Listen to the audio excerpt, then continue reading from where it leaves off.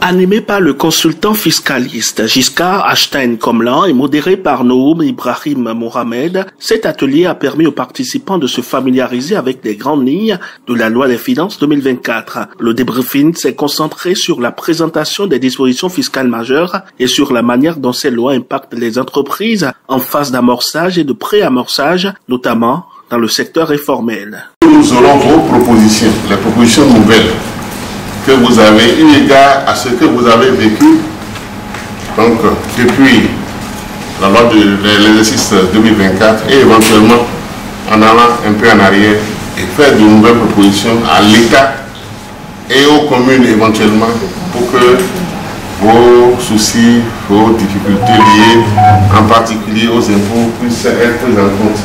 Les artisans, commerçants et autres représentants du secteur informel ont ainsi pu évaluer les bénéfices potentiels de la loi des finances 2024 pour leurs activités. L'accent a particulièrement été mis sur l'adaptation des mesures fiscales aux réalités économiques des petites et moyennes entreprises, souvent les plus vulnérables face aux charges fiscales. Les discussions ont mis en lumière l'importance de développer des stratégies fiscales inclusives qui favorisent une meilleure participation des femmes dans le secteur économique, avec le soutien des partenaires. J'espère que les ateliers, justement, pendant ces 4 jours dans les 4 départements vont sortir des éléments intéressants et que peut-être, au-delà des réunions dans les bureaux de plaidoyer, on pourra aussi, en novembre, peut-être faire une activité spécifiquement sur la fiscalité des jeunes entreprises et peut-être sectorielle, on verra.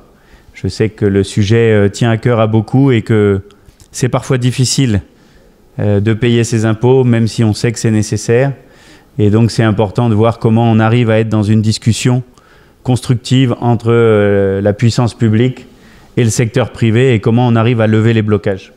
Donc, je vous souhaite des bons travaux. Je serai avec vous aujourd'hui et j'espère qu'on aura des bonnes idées à soumettre aux autorités compétentes. Au-delà du décryptage de la loi en vigueur, l'objectif de cette rencontre est d'élaborer des propositions concrètes pour un plaidoyer à l'égard de la loi des finances 2025. Cet atelier a marqué un pas important vers une participation active des acteurs économiques à l'élaboration des politiques fiscales au Bénin. Grâce au soutien d'organisations comme la SNV Bénin et Expertise France, ces rencontres permettent aux petites entreprises d'être mieux informées sur leurs droits et obligations tout en leur offrant une plateforme pour faire entendre leurs préoccupations. Nous faisons le débriefing de la loi des finances échue, la loi des finances en cours, pour pouvoir proposer, faire quelques suggestions aux parties prenantes qui vont élaborer la prochaine loi de finances 2025.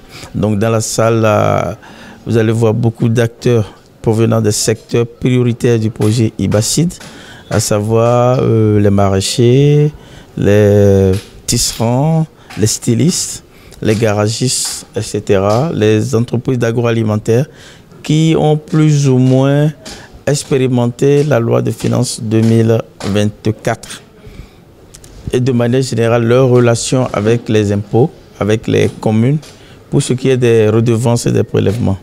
Donc ils vont dire ce qu'ils ont ressenti et quelles peuvent être leurs suggestions pour l'avenir. C'est ce qu'ils vont faire à toutes les parties prenantes, que ce soit les députés, la direction générale des impôts, pour que la prochaine loi de finances puisse commencer à prendre en compte quelques-unes de leurs suggestions. Le Hub IBACID a réitéré son engagement à poursuivre ces initiatives dans le but de renforcer la collaboration entre les décideurs et les acteurs économiques locaux. À la fin, nous allons recueillir toutes les propositions des différents secteurs, des différents acteurs des secteurs. Au-delà des secteurs, nous avions tous ceux qui sont dans l'écosystème entrepreneurial, c'est-à-dire les banques, les SFD, l'université, les centres de formation, les cabinets d'appui, tous ceux qui influencent la compétitivité des entreprises. Ils ont aussi des relations avec les impôts. Donc tout ce parterre va intervenir et dire en quoi la prochaine loi des finances doit prendre en compte un certain nombre de leurs suggestions. L'atelier de Cotonou s'inscrit dans une série de rencontres départementales visant à couvrir les zones d'intervention et à garantir que la voix des acteurs locaux soit prise en compte dans le cadre du processus de plaidoyer pour la loi des finances 2025.